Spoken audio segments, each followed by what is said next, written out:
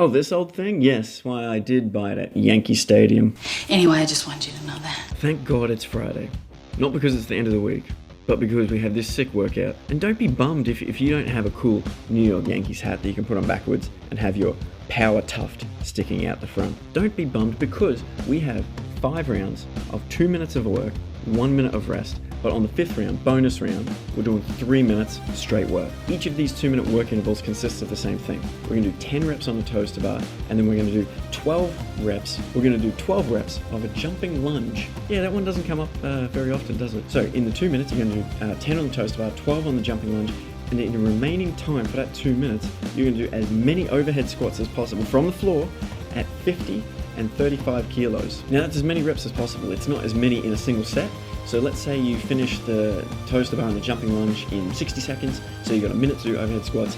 You get the bar up and overhead. You do 5 squats, put the bar down, pick it up, do another 3. Now you're at 8 reps. Just keep going until your rest period kicks in. Then you have a minute off, and we repeat the same thing again. And the only asterisk on that thing was that the 5th and final round, you are going to have an extra minute to get your work done. This workout will be scored off of how many total overhead squats you get out across all 5 rounds. On the toaster bar, we're going with the tried and true classic of the hanging knee raise plus kick, and today that is dialed up to 15 repetitions. If you are just waiting and wanting and needing to transfer from doing the hanging knee raise kick over to the toaster bar, get your knees as high as you can before the kick comes in.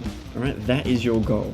Get your knees as high as you can before the kick comes in, and that is what's going to transfer you over to the toaster bar. Jumping lunges. I know that this is not everyone's go-to movement for a whole host of reasons. So if you're not a jumper, if you're not a lunger, actually if you're not a lunger, there's a different thing. But if you're not a jumper, it's going to be lunge and then step over your barbell. Lunge, step over your barbell. And you're going to keep that at 12 reps in total. If you're not a lunger, talk to your coach and we'll come up with something for your specific situation. Now the overhead squat, I would encourage as many people as possible.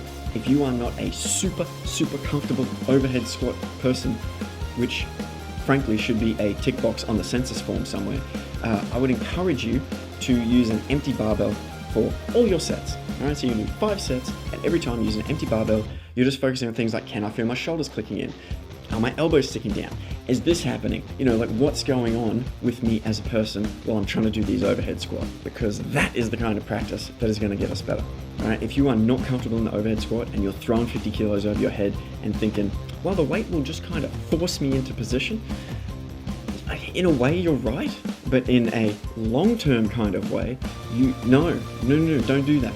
Overhead squat, aggressively adjust the weight if you are 1% not comfortable in that movement. 2 minutes on, 1 minute off. Why are we doing this?